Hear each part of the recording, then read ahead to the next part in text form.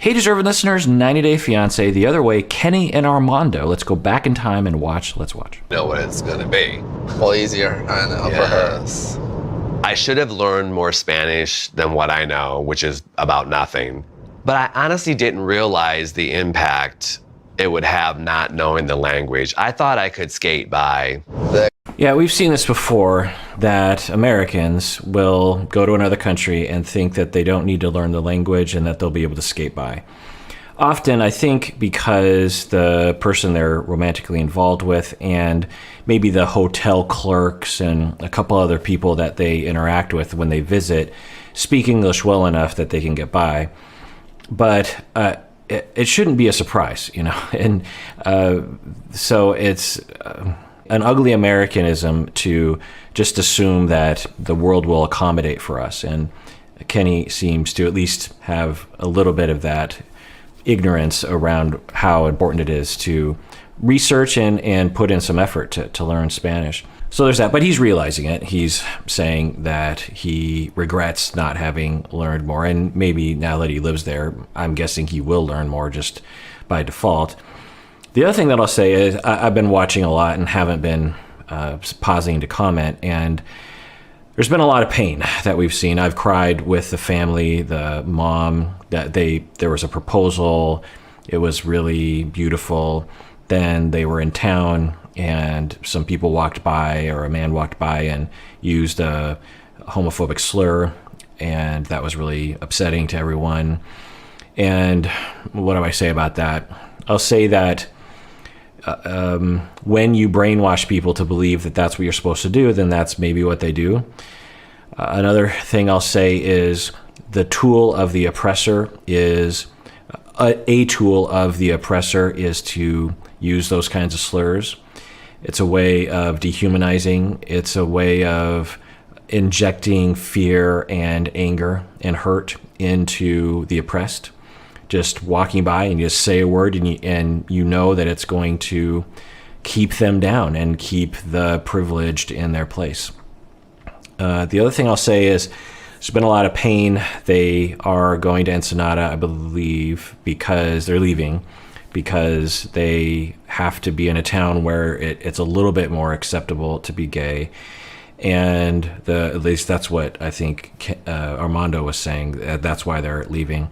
And so everyone's sad. The family is sad that they don't get to see Armando anymore, and they're sad that they don't get to see Hannah anymore, Armando's daughter. And everyone's sad that they have to separate. And Kenny feels bad. He feels, I feel like I'm tearing this family apart. And if we want to blame something, it is homophobia and heterosexism and oppression, because if that didn't exist, then they could live in Armando's town. So the blame and the, who we should be pointing our finger at is society and other institutions that promote ideas that cause the two of them give reasons for them to have to leave the town. So the other thing we saw is the father was having a hard time adjusting, but he seemed to be kind of coming around, which was good to see and heartwarming, and I teared up a little bit with that. So, maybe in another couple years, the parents and the community will be fully accepting it. And maybe Armando and Kenny are doing a good thing for their town and for the family to help them progress to a more loving place. Un raspado, si te portas bien, si te sientes bien. What is she asking? The This same is if stuff. I want to buy her a little purse or a ice cream cone. She's negotiating to you what you're going to buy her. Yeah. You are such a pushover. I haven't bought it yet. I didn't say yes. So this is something we've seen on this show before, where a step-parent is having some concerns about the way the biological parent is parenting the child.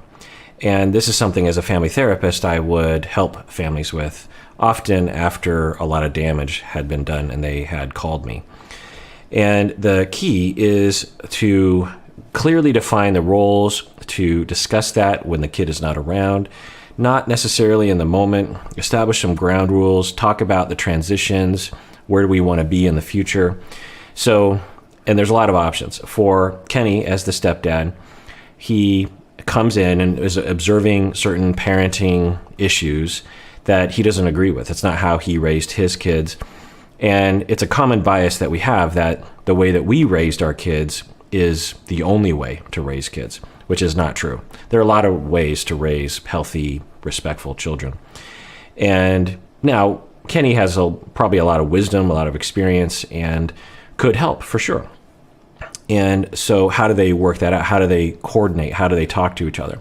Best case scenario, in therapy, we talk about, okay, where do we want to be in 5 years? Because that gives us a roadmap to begin working toward that goal.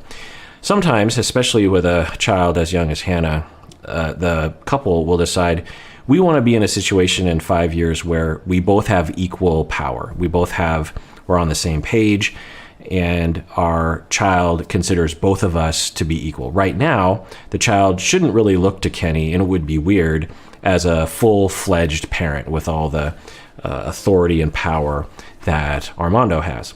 Maybe they're wanting that, but I don't usually recommend that. There should be some kind of transition, at least for the child's sake. So in 5 years, let's say they want to be there. Okay, so how do we get there? Because we have to take our time. And now for Kenny, he can, in this model that I would usually lay out, it's fine for Kenny to say, I have some ideas, but Kenny has to respect that Armando has raised Hannah up until this point and has a system, and it probably works pretty well. And that even if there are problems with Armando's parenting, you can't change it overnight. You have to gradually work on these things. And how do you talk to each other? Do you talk to each other every day, maybe in the evening after the child is in bed, or do you talk to each other kind of in the moment? You pull aside and say, hey, I have some suggestions here. Because what a lot of people in Kenny's position will do is they'll just say, you're parenting your child wrong. Your child is walking all over you, which is kind of what Kenny is doing, which of course pushes Armando into a defensive position. And that's a bad way to start this process. Yeah, I guess. Do you see how she works she like that? How she's acting right there? I don't know if she worked me or not, but she deserves an ice cream cone. That's all I know. Deserves what? Deserves it? Yeah, because we've been out here and talked. Why can't a kid get an ice cream cone? You're twisted. Never. Right. So instead of just saying, that's not the way I would have parented, and maybe making a suggestion of, so Armando, what I'm hearing is this, and I don't know, but I'm wondering if you're creating a monster in your child by giving her whatever she wants. But I don't know, because I haven't been around enough. That's one approach. Instead, what Kenny says is you're twisted. There's something wrong with you. After observing you for a little bit of time, it's not a good way to, because what I would see is people would come into my office 5-10 years later, and the children have massive behavioral problems because they have two parents going in opposite directions. The parents are fighting all the time because they're judging each other and hurting each other, and they're each parenting differently, and it's a whole mess. So it's really important in these early phases that some definitions get established, that a roadmap get established, that rules get established, that a way of talking about parenting gets established. The other thing is I don't know, but Kenny, I think, mostly raised the kids by himself. So maybe he's not used to negotiating. He's not used to, because every parent has to adjust. If there are more than two parents, if there are more than one parent, if there's more than one caregiver, you always have to adjust to another person. And it's a thing you have to get used to. Like, oh yeah, that's right. They have full power. I don't like what they're doing right now, but I can only ask them to do something. I can't force them. So maybe Kenny isn't used to that. I don't know. Well, you can't get upset when things are pointed out, because it's the truth. Yikes. So for Kenny, he's saying you can't get upset when it's the truth. Well, he can get upset if your tone is hurtful, or you're overstepping your boundary. And the other dynamic I wonder is if Kenny thinks of himself as like Armando's superior. They've had hints of that, and it wouldn't be unusual because Kenny has been out for many years and is helping Armando with that process. And maybe Kenny just has this general overfunctioner role that he feels entitled to that, or he's supposed to do that, instead of in this role. What I always tell the step parent, because it's usually what the Armandos of the world want, is the Kennys of the step parents become advisors, especially in the beginning, and learners and observers, that they don't, and assistants, if you will. Armando is the person in charge, and Kenny is even if Kenny doesn't like what's happening, especially in the beginning phase, Kenny should adopt what Armando wants in terms of the parenting style. Later down the line, there can be some changes, but for the meantime, as we make this adjustment, the step parent has to enter their world within reason. If Armando was a terrible abusive parent, then that would be different, but I don't think we see signs of that. If you're going to point things out, you have to point them out in a calm way or a nicer way than at least the way I saw. Armando, I said it to you just like this. I said, No, you you see? didn't. At least that's not how I took it. All right, so I think we're seeing the first fight that we've seen from them, and Armando is very differentiated. Say, look, you can point things out, but you got to be nicer about it. And then Kenny's like, what are you talking about? I just pointed out in this totally normal way. No, Kenny, you did not. You called him twisted. I think that's what, and you were kind of rolling your eyes at him. So that wasn't kind. You tell me how I said it. I just know you had like a little tone to it that I didn't appreciate. And that's great. There's so many fights that can be mitigated by exactly what Armando just said. Look, there was just something about your tone that I didn't appreciate, because that's often what it is. People get in arguments about, because Kenny almost invited that style of that style of fight of like, well, what did I say? And then you get in the situation where you're debating words and you said that, no, I didn't say it. Instead of just saying, look, I think there was something in your tone that I just didn't appreciate. There's no debate there. Kenny can't debate that. He can say, oh, well, I don't think I had tone, but he thinks I had tone and he doesn't appreciate it. So it lowers the chance of it becoming a fight. There are other things that Armando could say, like, well, you're a jerk face. Well, that's debatable, right? Or, well, you're being mean. That's debatable. You were using words that were bad. That's debatable. It's not debatable that Armando didn't appreciate it. Kenny can't argue with that. Armando's saying, I didn't appreciate your tone. That's all I'm saying. And also you hear the tone that Armando is using, very kind but firm and not angry and not accusatory and not hurtful. So I'm seeing some really good signs, some strengths for them to be able to talk about these things. Him kind of stepping in as a stepdad and taking that step, I guess I don't know, maybe not prepared. I'm just used to letting her do anything she wants. I think she is, in general, a good girl.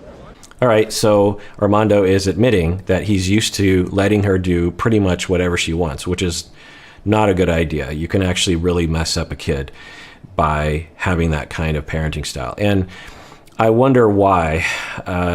We heard how they met was that Armando's, he got married because he was trying to force himself to be heterosexual. He had a child, Hannah, and then he went through a divorce because he decided to come out. And then the biological mother, who Armando says was his best friend, died tragically in a car accident not too long ago. And what can happen and then Armando went online to look at websites for, I think, single dads, and that's how they met. And so it stands to reason that Armando was struggling with parenting and trying to find some tips. And so maybe Armando doesn't really know, doesn't have a lot of ability. And there's been some consequences of that, which is that he is having no limits and has created a spoiled monster in the child. Hannah doesn't seem that bad, but that sort of thing. And then the other thing is that I've seen many, many times is when there's a death or a divorce even, the main parent will feel so bad for the children that they will spoil the kids. It's almost universal that will happen temporarily. So right after a divorce or right after a death, the parent just doesn't want to push back on the child and wants to help the child feel better moment to moment, and will just give the child whatever they want and let them do whatever they want. And If it's temporary, that's fine. But if it's long lasting, which some parents will do, then obviously it's causing a problem. Now, what problems is it going to cause? Well, one, it's going to cause a lot of problems for parenting later on, because you have this child that thinks they deserve everything, and whenever you draw any kind of boundary, you're going to get this, meltdown, because not because they're manipulative, maybe because they're manipulative, but also because they're just not used to creating boundaries, like seeing boundaries. Like, children and people have to experience those boundaries and feel that, like, oh, I don't like that, and then they get used to it, right? So, if you have no boundaries, then, and at the age of 7, you start to push back, that you've got a lot of work ahead of you and a lot of meltdowns ahead of you. The other thing is that it can create schemas in the mind of the child that will persist into their adulthood, in which they believe they're entitled to do whatever they want. And it will interfere with their empathy, and it will interfere with their ability to understand that they're not the center of the universe. It can create this other form of narcissism that I sometimes talk about. It's a rarer form, that they are special and privileged and get to do whatever they want. This sort of narcissism is fairly pliable, because it's not defensive. It's more just like how you think the world works. And so you can actually change this fairly easily comparatively to other narcissism conditions. But so there's that. It can also create schemas in a person where they have no ability to impose limits on themselves. So with eating, or with spending, or with drugs, they have no ability to say, whoa, like, this is going too far, or maybe I should think about that. And so they're 35 years old and they've been extremely self-destructive because they don't have this mechanism. The idea is that we as our parents are putting limits, because, when we're young, like Hannah, we just want to do everything. We want to run everywhere. We want to eat everything. We don't want to do our chores. And over time, as our parents or caregivers impose limits on us and we resist it, but they keep at it and they're very consistent with it, and we love those people, we internalize those voices. This is what Freud called the superego. And when we internalize that, it becomes a part of us, and then we can limit our own behavior, and we don't need the caregivers anymore. We have our own robust superego that will help us as children, but definitely will help us as adults. But that's part of also co-parenting. I have to be able to have a say too. I know I spoil her, and I've done it because I'm the only thing she has. All right, good. So they're being open about it, and Kenny is asserting what he wants. He wants to co-parent. I think he's jumping the gun a little bit, but maybe not. Maybe the two of them can do this. And for Armando, he's like, yeah, I know I spoiled her, and I did that because I'm all she has. And that points in the direction of what I was saying earlier, that when the mother died, he felt so bad for Hannah that he didn't want to draw limits. And like I said, that can be normal and maybe even helpful in the short term, but definitely not the long term. So I understand why you think started like that. I know it's not good to spoil a child, but it's been hard to know that Hannah doesn't have her mother, and that's the route I've taken. I've given her everything because she's had a loss in her life. Yeah, it's pretty obvious. There's a pretty obvious connection to spoiling a child after a death of a parent, but a much more common situation that I would see is after a divorce, that the parent, one or both parents, would spoil the children because, one, they would feel bad for putting the children through all of the things that they have to go through before, during, and after the divorce. But also sometimes they're trying to win favor of the child. They're trying to be the better parent because they're in some sort of weird triangulation with their former partner. But yeah, it's interesting that he's admitting this and he knows it. And maybe I don't know how long ago the mother died. Maybe he's still kind of in that temporary phase where he just doesn't want to add more stress to the child's life, which is totally healthy in my opinion. I've seen that. But eventually, right, you have to rein that in. I know it's not right. And I know it's time to be a good parent. Well, you are a good parent. I'm in a really awkward position too because I've never been a stepfather before. Great. This definitely took a turn for the healthy, and Kenny, you're definitely a good parent. That's a wonderful thing to say. Even if you have your criticisms, like it's, parents are so insecure. It's important that you say, look, you're a good parent. And sometimes it's important for the step parents to even remember, like, look at all the success that you've had, like she's a great kid and she's happy. Like, those are the most important things. And so for Kenny to say that's good. And then he's saying, look, I've never been a step parent before, and it's an adjustment. So it's interesting that they're saying a lot of the things that I was wondering if it was going on, because of course it would be happening for them. All right, well, that does it for that episode. Everyone out there, please take care of yourself and take care of others, because we all deserve it. We really, really do.